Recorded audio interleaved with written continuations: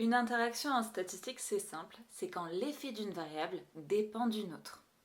Exemple, tu veux savoir si des biscuits boostent l'énergie des lutins.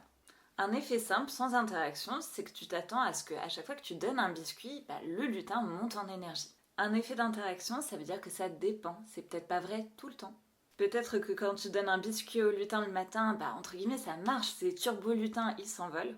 Et que par contre, quand tu donnes ce même biscuit le soir, là en fait, coma alimentaire, il s'effondre dans la neige. Donc c'est ça une interaction, c'est quand l'effet d'une variable, ici le biscuit, dépend d'une deuxième, à savoir le moment de la journée, et ça change vraiment l'interprétation.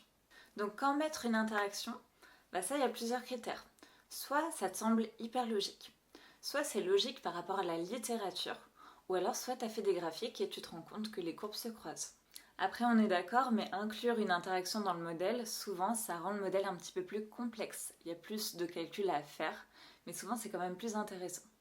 Attention, si tu as une interaction dans le modèle, tu n'as plus le droit d'interpréter les effets simples.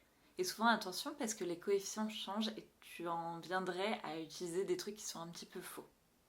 Et puis de toute façon, à partir du moment où tu as dit que l'effet du biscuit, ça dépend du moment de la journée, ça n'a plus vraiment de sens de revenir sur l'effet simple, sur l'effet général.